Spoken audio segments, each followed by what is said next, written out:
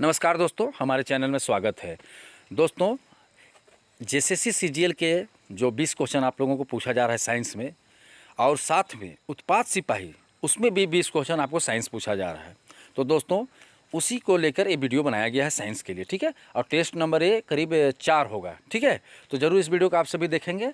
और 35 क्वेश्चन जो हमारा टेस्ट सीरीज चल रहा है, उस टेस्ट का एक 5वां सीरीज या चौथा सीरीज होगा, ठीक है। तो चलिए वीडियो शुरू करते हैं। इकोसिस्टम की सही परिभाषा क्या है? तो दोस्तों, इकोसिस्टम का अर्थ होता है पारिस्थितिक तंत्र, ठीक है। तो इकोसिस्टम की सही परिभाषा देखिए क्या है। जीव समुदाय और उसके वातावरण का संतुलित तंत्र, ठीक है। जीव समुदाय और उसके वातावरण का संतुलित तंत्र, ठीक है। चलिए नेक्स्ट, किस पारितंत्र में तत्वों का चक्रण किसी पारितंत्र में तत्वों का चक्रण क्या कहलाता है? दोस्तों, हमेशा याद रखिएगा, साइंस से लेवल का क्वेश्चन आता है, ठीक है। और जेएसएससी जो लेवल है उस लेवल का आप लोग पढ़िए, ठीक है, सीजीएल के लिए। देखिए, किसी पारितंत्र में तत्वों का चक्रण क्या कहलाता है? तो देखिए ध्यान से, जैव भू रासायनिक चक्र कहलाता है, ठीक है। नेक्स्ट है, सल्फर डाइऑक्साइड का प्रदूषण में किसके अत्यधिक वृद्धि होने का सूचक है? देखिए, अगर सल्फर डाइऑक्साइड प्रदूषण अगर कहीं पर बढ़ गया, ठीक है, तो किसके अधिक वृद्धि होने का सूचक है? तो दोस्तों, लाइकेंस, ठीक है। नेक्स्ट है, यूफोर्बिएसी फैमिली की कौन सी फसल बायोडीजल उत्पन्न करने के लिए जानी जाती है? ठीक है, यूफोर्बिएसी, ठीक है। तो दोस्तों, जेट्रोफा होगा, ठीक है। चलिए नेक्स्ट है, ग्रीन पीस इंटरनेशनल का मुख्यालय कहाँ अवस्थित है?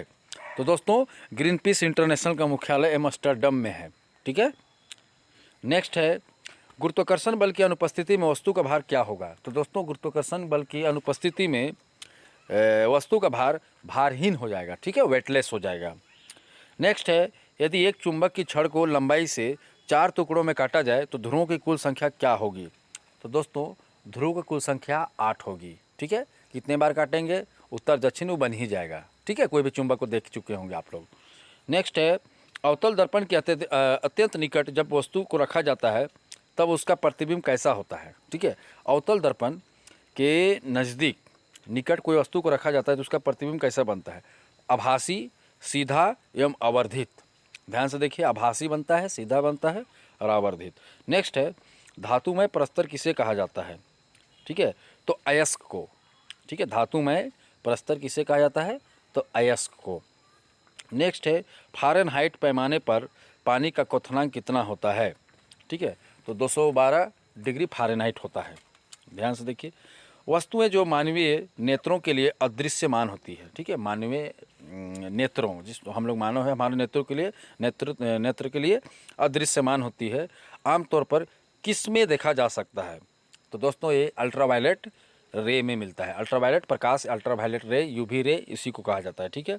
नेक्स्ट है, लवण जो जल का अवशोषण करता है क्या कहलाता है? ध्यान से देखिए, ये सब लेवल का क्वेश्चन है। लवण जो जल का अवशोषण करता है क्या कहलाता है? तो हाइग्रोस्कोपिक, ठीक है दोस्तों, हाइग्रोस्कोपिक। नेक्स्ट है, आम को पकाने के लिए किस रसायन का उपयोग किया जाता है? तो देखिए दोस्तों, कैल्शियम कार्बाइड, ठीक है, याद रखिएगा। नेक्स्ट है, मिल्क ऑफ मैग्नीशिया का पीएच वैल्यू कितना होता है? तो दोस्तों, मिल्क ऑफ मैग्नीशिया का पीएच वैल्यू 10 होता है। नेक्स्ट है, ड्यूटेरियम किसका समस्थानिक है? तो दोस्तों, ड्यूटेरियम हाइड्रोजन का समस्थानिक है। हाइड्रोजन का 3 समस्थानिक होता है, ड्यूटेरियम, प्रोटियम, ट्रिटियम, ठीक है। नेक्स्ट है, वर्षा के होने में किसकी महत्वपूर्ण भूमिका होती है? तो दोस्तों, वर्षा के होने में वाष्पीकरण और संघनन दोनों की, वाष्पीकरण वेपोराइजेशन और संघनन कंडेंसेशन बोला जाता है, ठीक है, दोनों की भूमिका होती है। सबसे पहले वाष्पीकरण होगा दोस्तों, उसके बाद ही संघनन होगा। नेक्स्ट है, रेशम का रासायनिक प्रकृति क्या होता है? तो दोस्तों, रेशम की रासायनिक प्रकृति प्रोटीन होती है, ठीक है। नेक्स्ट है, जीवाणुओं को पादप की श्रेणी में क्यों रखा जाता है? तो जीवाणुओं को पादप की श्रेणी में, ठीक है। तो दोस्तों, कोशिका भित्ति के कारण, ठीक है, जीवाणु में भी कोशिका भित्ति पाया जाता है और पादप में भी पाया जाता है, ठीक है। यही अंतर होता है जंतु कोशिका और पादप कोशिका में, क्योंकि जंतु कोशिका में आपको कोशिका झिल्ली होता है और पादप कोशिका में कोशिका झिल्ली के साथ साथ कोशिका भित्ति भी होता है। नेक्स्ट है, भोजन विषाक्तता के लिए कौन सा उत्तरदायी है? तो दोस्तों, क्लास्ट्रोडियम बोटुलिनस, ठीक है, ए उत्तरदायी है, एक जीवाणु है, ठीक है। नेक्स्ट है एटीपी का निर्माण कहाँ होता है? तो दोस्तों एटीपी का निर्माण माइटोकॉन्ड्रिया में होता है। आप सभी 10th क्लास में पढ़े होंगे, ठीक है। एटीपी एनर्जी, तो एटीपी का फुल फॉर्म होता है एडेनोसिन ट्राइफॉस्फेट, ठीक है। ये भी पूछा जा सकता है, एडेनोसिन ट्राइफॉस्फेट। नेक्स्ट दोस्तों 21 नंबर का क्वेश्चन, तालाब में रेशम किसे कहा जाता है? तालाब में रेशम किसे कहा जाता है? तो स्पाइरोगाइरा, ठीक है। स्पाइरोगाइरा ये भी एक प्रकार का सूक्ष्म सेल है, माइक्रो ऑर्गेनिज्म है। नेक्स्ट है किस शैवाल से आयोडीन प्राप्त किया जाता है? देखिए ध्यान से, तो लेमेनेरिया, ठीक है। लेमेनेरिया से इस शैवाल है एक प्रकार का, ठीक है, जो जिससे आयोडीन मिलता है। नेक्स्ट है नॉन स्टॉक किस ब्रायोफाइट के अंदर पाया जाता है? नॉन स्टॉक किस ब्रायोफाइट के अंदर पाया जाता है? तो एंथोसिरोस, ठीक है, एंथीसिरोस नामक ब्रायोफाइटा में। नेक्स्ट है एनाबिना किस टेरिडोफाइटा के अंदर पाया जाता है? तो एनाबिना तो एजोला में दोस्तों, ठीक है। नेक्स्ट है माइटोकॉन्ड्रिया में उपस्थित क्रिस्टी का क्या काम होता है? तो देखिए माइटोकॉन्ड्रिया में उपस्थित जो क्रिस्टी होता है उसका क्या काम होता है? श्वसन में सहायता करना काम होता है। नेक्स्ट है दोस्तों सरीसृप और पक्षी के बीच में संयोजक कड़ी को किस नाम से जाना जाता है?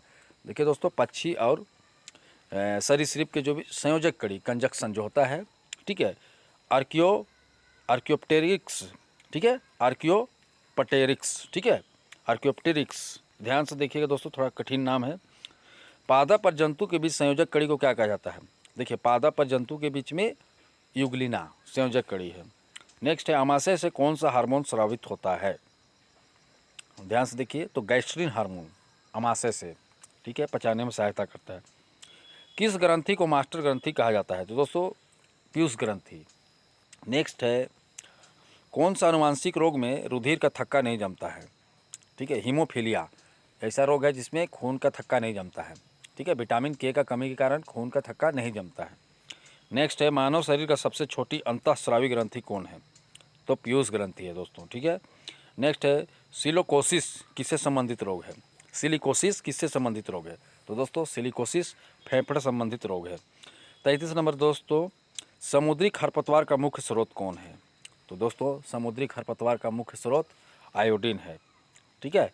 तो दोस्तों 33 नंबर हो गया। नेक्स्ट 34 पोलियो के टीके की खोज किसने किया था? तो जोनास साल्क, ठीक है। नेक्स्ट है स्लीपर जंतु किसका सामान्य नाम है? तो स्लीपर जंतु पैरामीशियम का सामान्य नाम है। तो दोस्तों अगर हमारे चैनल को आप सब्सक्राइब नहीं किए हैं तो जेएसएससी जेपीएससी स्टडी सर्कल को जरूर सब्सक्राइब करें।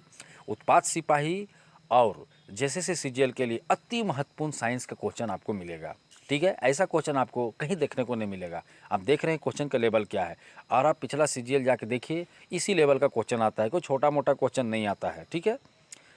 तो कि खून का खोज कौन किया, रुधिर का खोज कौन किया, ऐसा नहीं दोस्तों, हाई लेवल का क्वेश्चन आता है। तो चलिए दोस्तों वीडियो देखने के लिए धन्यवाद, और हमारे चैनल को जरूर लाइक करें, सब्सक्राइब करें और शेयर करें।